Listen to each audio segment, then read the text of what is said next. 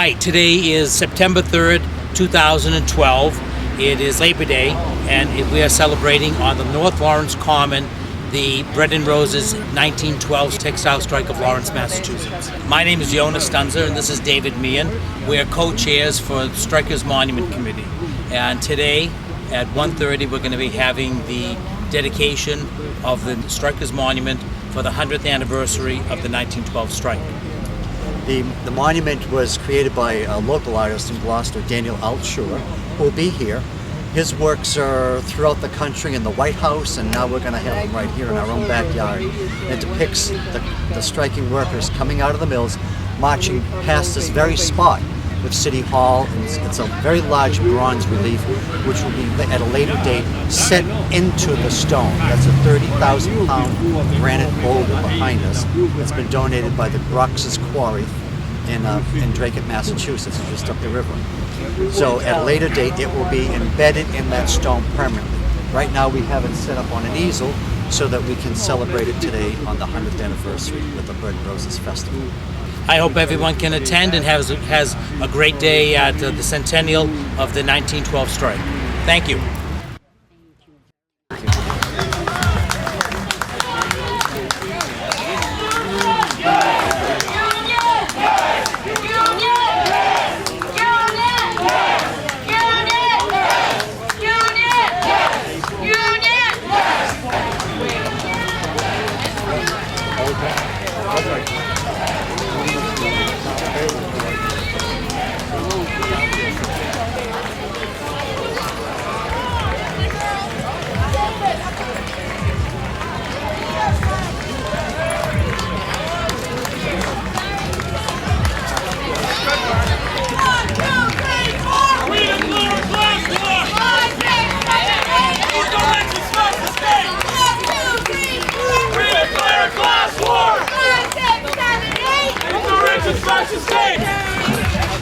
Happy Labor Day! Happy Labor Day!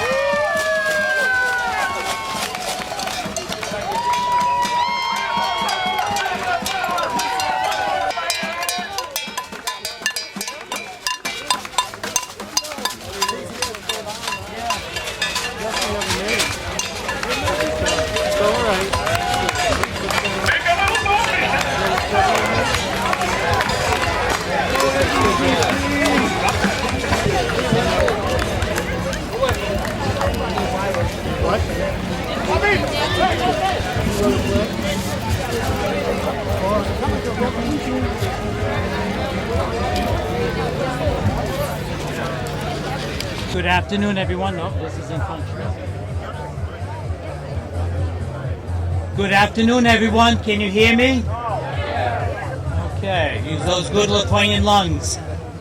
I would like to welcome you today to the dedication of the Strikers Monument here on Labor Day 2012 for the centennial of the great textile strike of 1912 in Lawrence, Massachusetts. On this very site, the great rallies of 1912 took place, and on the Lawrence Common.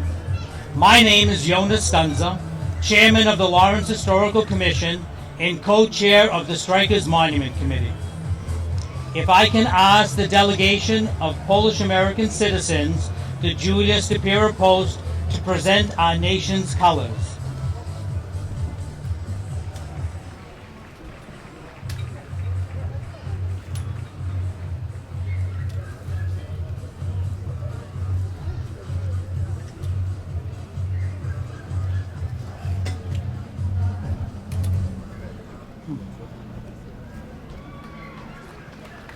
Thank you very much.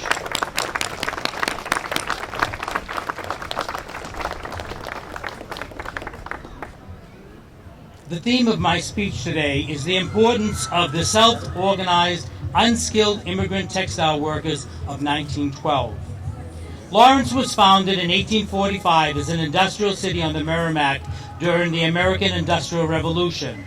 Lawrence would become the worsted wool capital of the world and the home for the new immigrant families. There would be many strikes in Lawrence, some of them of historical importance. They would be the growing pains of a new society trying to find common ground between labor and industry. From its incorporation, Lawrence would be populated by many ethnic groups. As empires persecuted and collapsed, many of their people would come to Lawrence, and by 1912, almost 50% of the population would be foreign-born. I would like to open this dedication with a few lines from a labor song written about the Lawrence strike and sung on this common 100 years ago about the occupying of Lawrence by the militia. In the song, the militia are called the Boys in Blue, and it goes like this. The boys in blue with stars and stripes were sent by Uncle Sam. Still things were looking blue because every striker knew that weaving cloth with bayonets is very hard to do. As the song goes on, it talks about various people in Lawrence, and then it has an interesting line that talks about our families. John Golden pulled a bogus strike with all his pinks and stools. He thought the rest would follow like a bunch of crazy fools. But to his great surprise, the foreigners were wise. In one big solid union they would organize. This brings us to the most important point about that has been ignored by history and minimized by many years. There were 14 ethnic groups that organized the 1912 strike. It was by their clubs, society, and ethnic parishes that the internal structure and networking that would hold them together. The Flemish organized the first meetings long before the strike occurred. Father Bistany of the Lebanese community would hold union meetings in his church hall. The Lithuanians used Chabot's Hall as their daily location for union rallies, not only for them but all other ethnic groups. The Jewish spoke out against the oppression of the people, called for social responsibility in humane conditions. The Germans wrote about the strike and explained to the world in their newspapers. The Italians brought their knowledge and experience in dealing in strikes, and the Poles did not tolerate any criticism from their clergy. It was the unskilled labor groups that invited the industrial workers of the world to assist them in their economic plight and to create solidarity. Many of these immigrants knew each other in the old country. They were neighbors, brothers and sisters, cousins and godparents. They had a sense of social responsibility and networking within their own group. They would come together, raise thousands of dollars from their friends in other cities, open soup kitchens, and care for each other. With this cross-cultural interaction between 14 different languages and peoples. Years later, many of us have even forgotten that the Italian Venerini sisters had cared for the youth and the children and fed them during the strike. The union was the glue that created solidarity, but it was the ethnic groups that was the backbone of the strike. Years later, these generations would be demeaned, dismissed, and ignored by social institutions for their participation in the strike. But with time, society has matured, and we realize the importance of the strike in America's labor history. The descendants of the strike, of these strikers, have rallied behind us in getting this monument ready in this project. And with other institutions and unions, they have made this monument a reality to preserve our industrial heritage for future generations. I ask you to mark your calendars for a day, probably in the second week in October, for another event dealing with the installation. David Meehan will talk about that. This project is not yet completed. There's the second phase yet to be put on the back of the monument, It will be in bold letters saying, "A gift to the people of Lawrence." And it will be inscribed with the following words, which will ring out for generations to come. "Let the gains of the workers past be recognized by those who labor today and preserved for those who toil tomorrow. Remember, the next generation always needs our hand, and remember always, we have what we have today as a result of the people that worked before us. Always be grateful to them."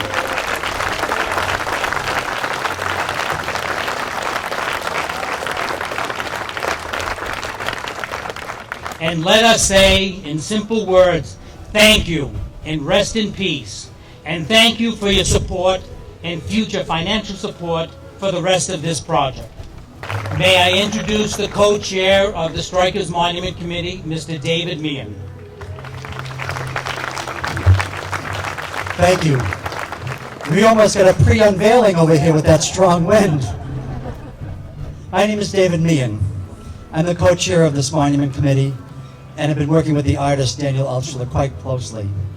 Having taught art at Lawrence High School for over 30 years, I've gathered some insights on the power of the arts. One truth I've tried to instill in my students is the ability of an artist to speak to tens of thousands of people in dozens of different languages without ever saying a word. The visual image an artist creates, whether a painting, a photograph, or a sculpture, is the most powerful form of communication, crossing the limitations of language, background, and cultural experiences. When this bronze relief is unveiled, we will in an instant absorb its message. Our sculptor, Daniel Altschuler of Gloucester, Massachusetts, has captured a pivotal moment during the strike when thousands of people came pouring out of the mills into the streets, marching past this very place we gather today in a spirit of strength, solidarity, and determination in righting a wrong. Memorials, such as ours, strive to fulfill three basic purposes. First, to commemorate event which defined and altered our history as a people. Secondly, to dignify that event and the people involved. Thirdly, that the common bond of humanity and people of all races, ethnic backgrounds, religions, and cultures may be visible through the arts for all to see. Monuments such as ours quickly become icons to the human spirit, unwilling to be crushed.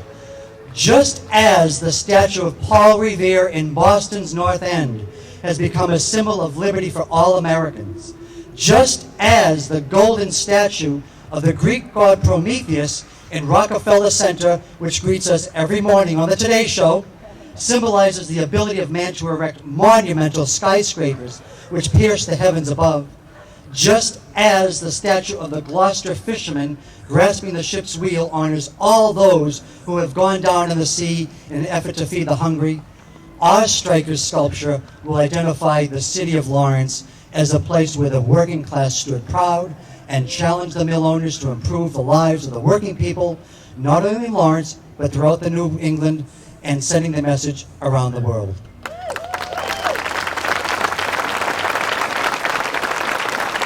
Who accomplished this? Not one individual, not one ethnic group, not one gender, but men, women, and children of all backgrounds, whose images and actions are now preserved in bronze, which will be bolted into this granite boulder. Granite which has been quarried right here in our own Merrimack Valley. Incidentally, the sculptures of Paul Revere, Prometheus in Rockefeller Center, the Gloucester fisherman, like our sculpture, have all been created by sculptors of Massachusetts. 3 or 4 of them from our own Essex County. So remember that next time you're in Rockefeller Center. That's one of us. I've had the honor of working with our sculptor Daniel Altschuler over the past 2 years, often meeting weekly with him in his Gloucester studio. While working on the model, Daniel had set up a screen in his studio where he would play archival film clips of the strike of 1912, studying their gestures, the body movements, the clothing, and most importantly, their souls, all in an effort to capture the very essence of the strikers' being. I think you'll agree with me that he's been successful in that quest. So successful that one day an art collector from Rome paid Daniel a visit in his studio, When he saw the work in progress, he immediately said, "Ah, the strike of 1912 in Lawrence. I know it well. Let me tell you the impact that event had around the world and in my homeland of Italy." Daniel Altschul is a well-known sculptor nationally and internationally, having created the portrait bust of Jimmy and Rosalind Carter for the White House, and just recently completing the portrait bust of James Watson, the Nobel Peace Prize winner for his discovery of the helix of DNA. Today we unveil Dan's masterful tribute to the people of Lawrence. As you will see, the bronze is supported in a wooden frame. Within the next few weeks, this bronze will be mounted into our 30,000-pound boulder right behind it and rededicated on Columbus Day. Ladies and gentlemen, it is with great pride and joy I introduce to you from the White House to our house, Daniel Altshuler.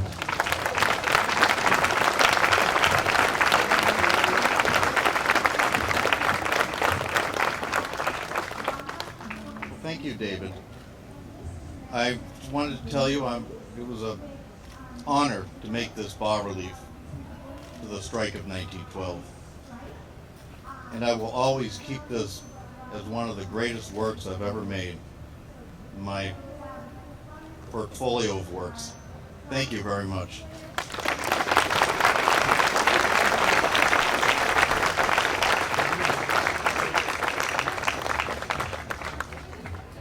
Thank you, ladies and gentlemen. We're going to take a short break and hear some music from the Lawrence Girls Ensemble, directed by Nancy McGee. Yet another internationally known group. Our Girls Ensemble has traveled all over the world. It is a great pride to Lawrence High School as well as to our city.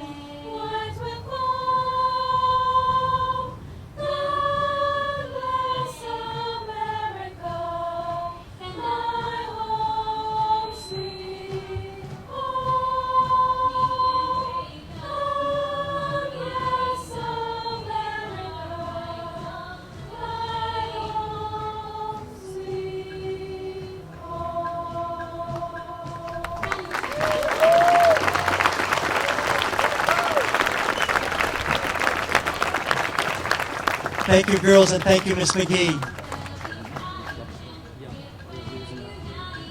At this time, I would like to introduce another committee member on our board, Mr. Dexter Arnold, labor historian, educator, and our rudder to our ship as we were getting this project through to make sure that our message was clear. Dexter Arnold. Thank you. Actually, I'm a union guy, and it's great to be here on Labor Day. I'm really excited about this monument, a monument that's going to commemorate a fantastic event, but also raises important issues that speak to us today.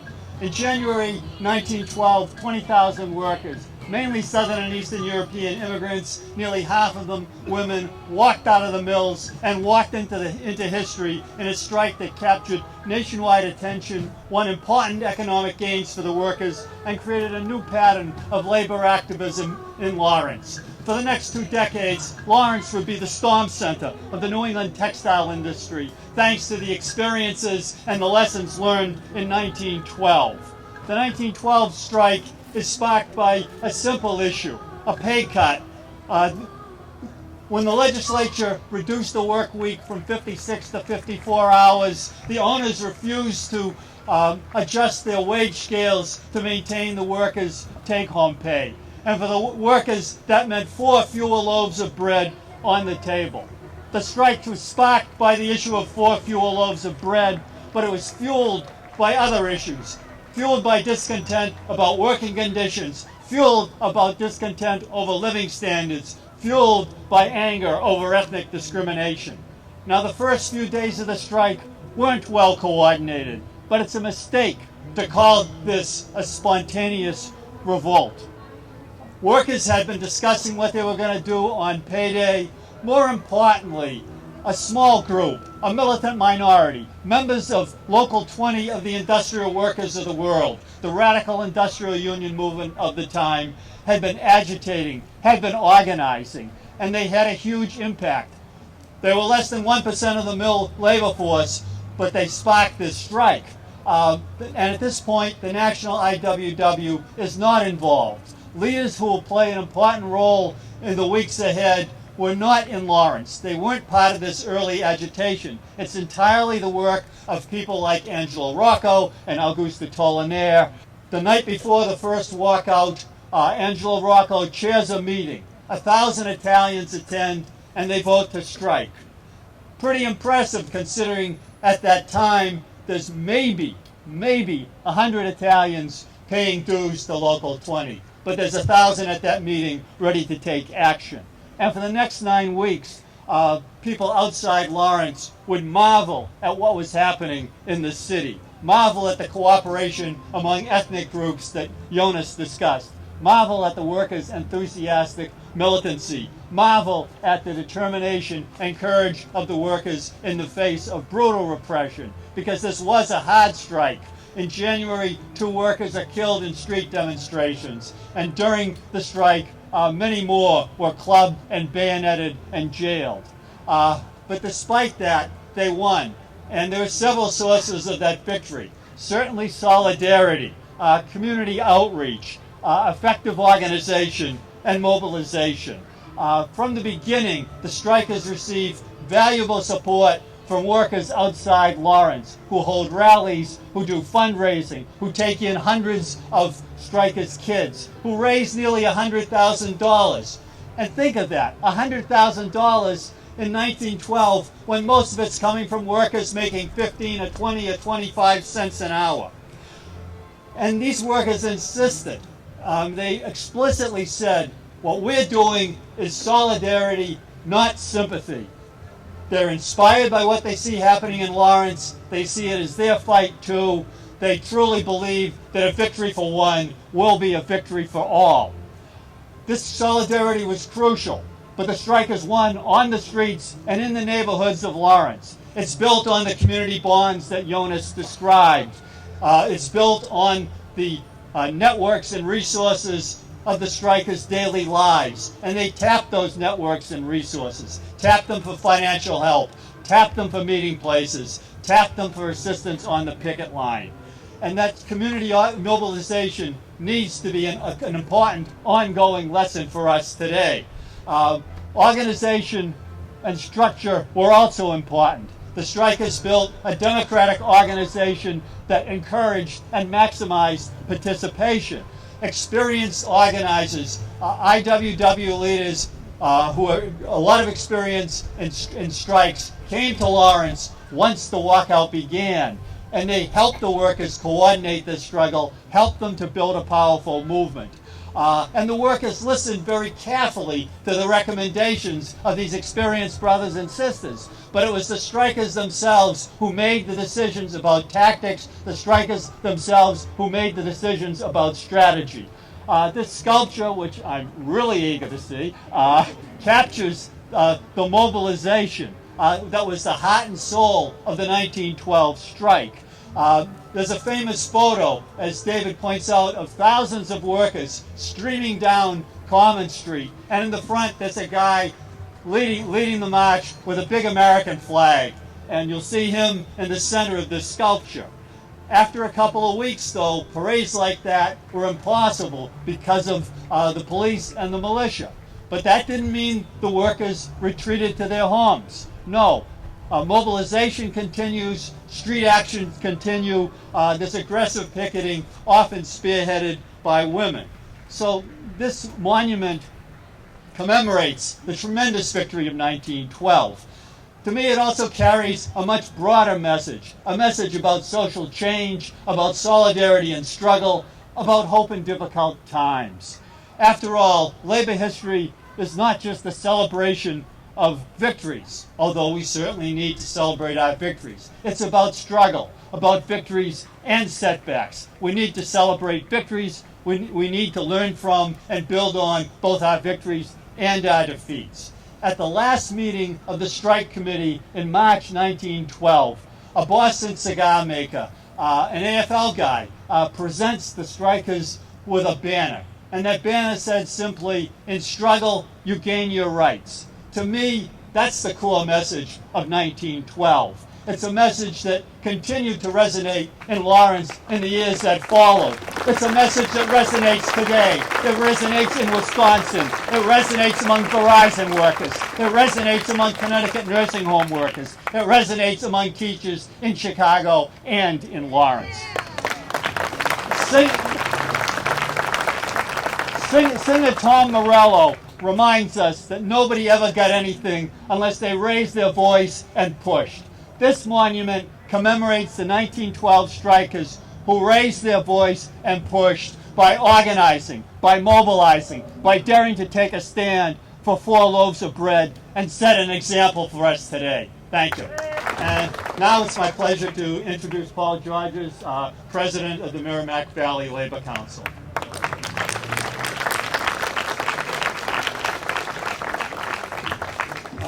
Thank you. I'm here for Steve Tolman, who was the president of the Mass AFL-CIO, who was at the convention. I'm president of the Merrimack Valley Central Labor Council and United Teachers of Lowell, your sister city upriver.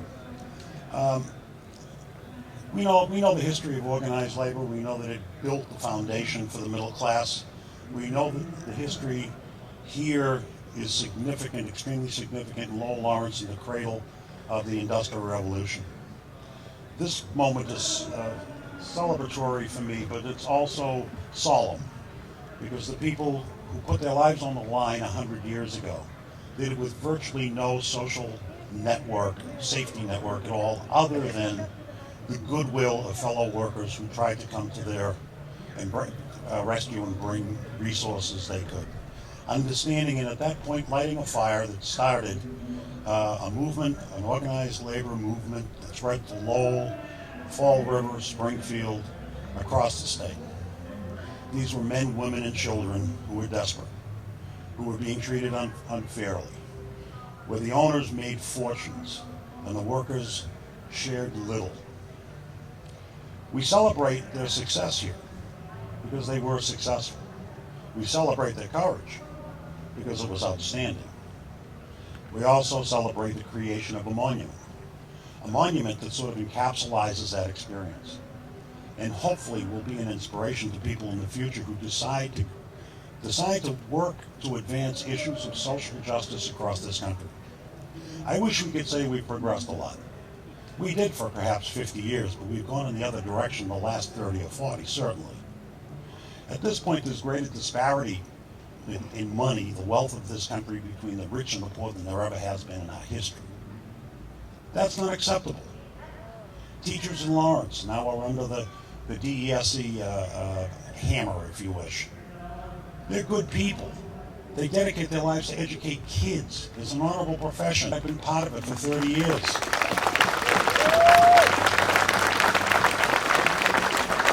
But up in Lowell, as president of the teachers in Lowell, we had some chronically underperforming schools that we were able to work with the leadership, the school, the superintendent of schools, school committee, central administration, and turn schools around in a much more aggressive and much more effective way by empowering people to be part of that solution rather than victimizing them again. We need to work together. We're losing ground. Look at the national politics, the discussions that went on last week. The kinds of ideas that you're supposed to tear apart regulations to make us more competitive. 7 years ago, I went to Cambodia and Thailand, and I looked at working conditions in those countries. And you can't compete with somebody who's making $45 a week, $45 a month if you work Saturdays in a textile industry. Nor should we have to. We're the wealthiest country on the face of the earth. We have to push as we need to try to make sure that everybody gets a fair share and a fair opportunity.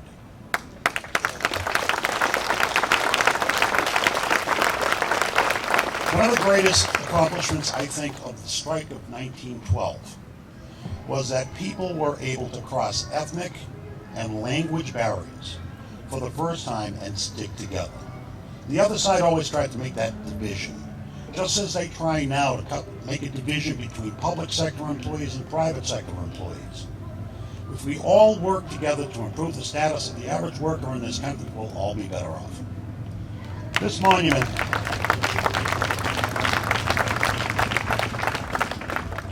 tyranny has no greater ally than when good people do nothing in the face of injustice.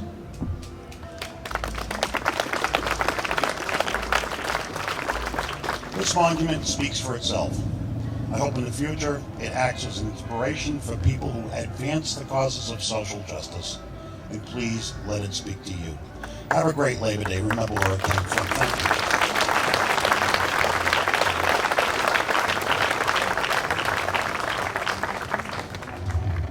It's my pleasure to invite Susan Fink from the Community Development Department, who will talk about the restoration of the Common and also about our monument. Thank you, Jonas. I have the honor to be the project manager for the Campagnon Common Restoration Project. Under Mayor Antigua's leadership, Phase 1 of the renovations are 95% complete.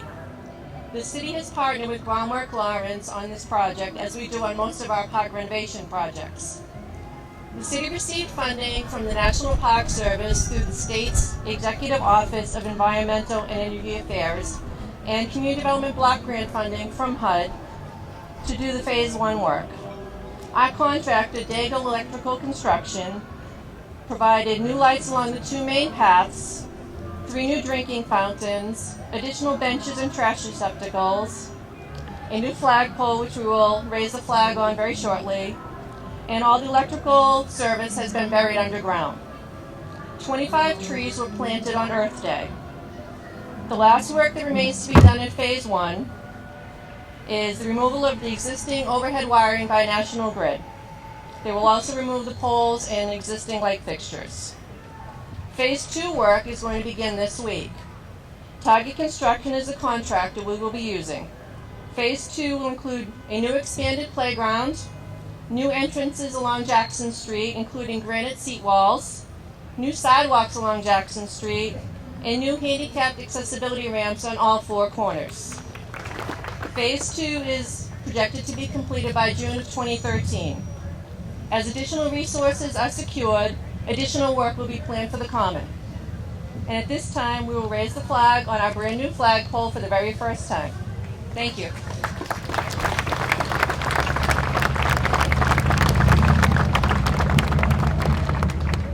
Go right ahead, you can begin, and as the flag is raised about halfway up, the girls' choir will sing the national anthem, so please join with us.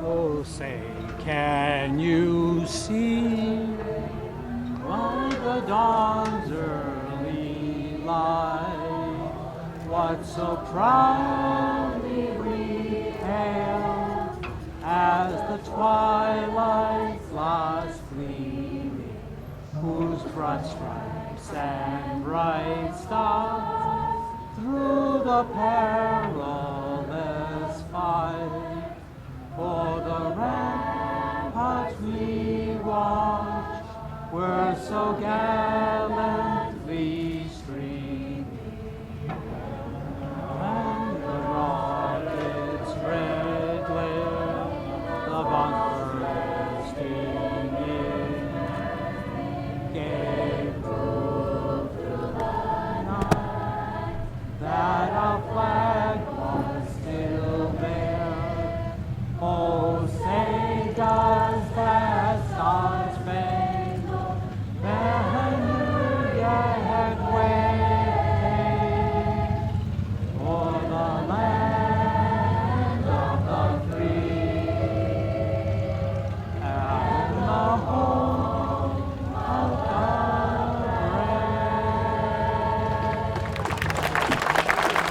Thank you very much.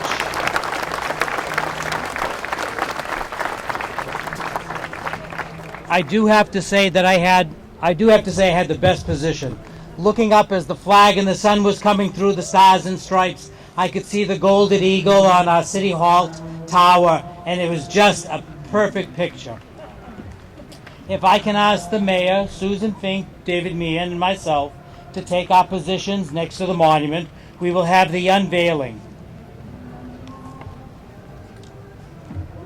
Once the monument is unveiled, a representative of the Lithuanian community will place a wreath in memory of all of those who are deceased, our friends and ancestors who worked in the mills over the multitude of generations and who still work here in Lawrence, in memory of all of our families and our friends.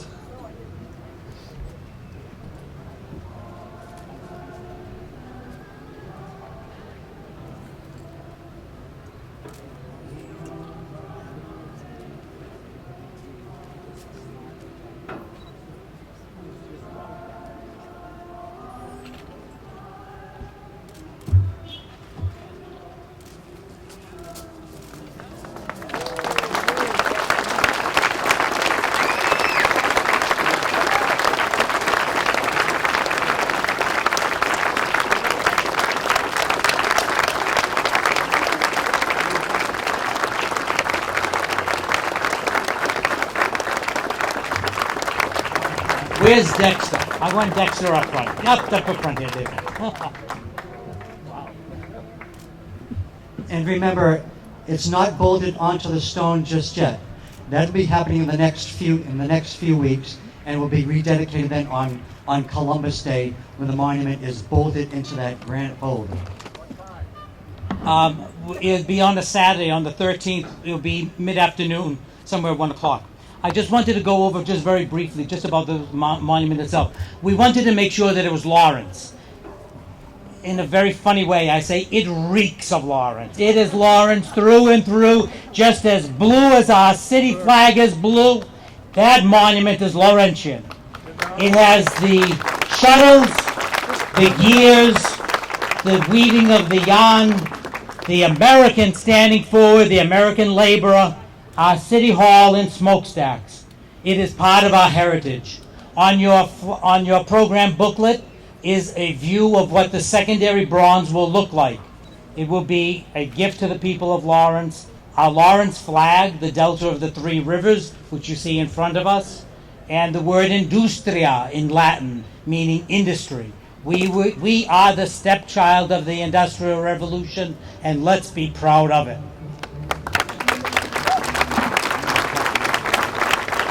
May I ask Gertrude may I ask the Lithuanian community to place the wreath in memory of all of our families.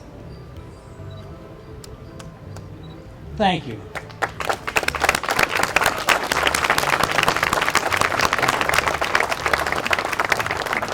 Mr. Mayor, on behalf of the Strikers Monument, I ask you to accept this gift to the people of Lawrence.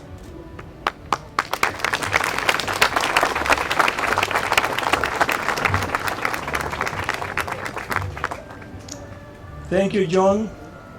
Good afternoon. It's with great pride and honor that on behalf of the people who reside in this great city, the Merrimack Valley, and far beyond that have memory as to the great effort put forward by those who came before me, that I accept the monument, and that I hope and pray that 100 years from now, when we celebrate, or those who will be here, celebrate another 200th anniversary, the struggle that some of the work they mentioned earlier today that we are going through will have succeeded, and those issues that we are confronting now will no longer be of significant. Being a union supporter, disagreed at times as management, as a mayor, sometimes that happens, but never without having the greatest respect and loyalty to those who came before me, to organize labor, so to pave the road so that people like myself who have worked and continue to work and continue to advocate for the rights of those who feel that in one way or another their rights are being neglected. Just a couple of days ago, I believe yesterday, if I'm not mistaken, a few workers, few hundred workers, security guard and other, marched from the Common in Boston to Copley Square, I believe, somewhere there. They did it because they feel that they not only are confronting unfair conditions on their employment, but also because they are not getting the pay that they deserve. In a tough economy, sometimes even when you have the best wages at hand and you're hired, and you want to deliver the very best, all that they deserve, there are times when that delivery becomes very difficult. I'm here not only humble and proud, receiving this monument for the people of Lawrence, for all the people of Lawrence, but I'm also aware of our financial situation, and as we remember 100 years of struggle by organized labor, we must also remind ourselves to continue to do all the best that we can do to move our community forward, even though at times when it is difficult because of finance. Let's continue to be organized and continue to advocate for those who, again, the right to organize or to advocate for better conditions are somewhat delicate, but at the same time, let's keep in mind that times are difficult. And again, I repeat, 100 years from now, most of us will not be here, but I hope that whoever is here as mayor, if not receiving a monument, saying a few remarks, that he or she will feel as proud as I feel today. Thank you. Thank you very much, Mr. Mayor. And to finish the program today, the Internationale, which was sung on the Common 100 years ago in various nationalities. The version that we are singing today is the South African version. South Africa is going through a labor struggle right now, and so I'm going to have Jimmy Carter do it in music, and then the girls' ensemble will sing it. And please join in, and we'll sing it together, just as our ancestors did 100 years ago.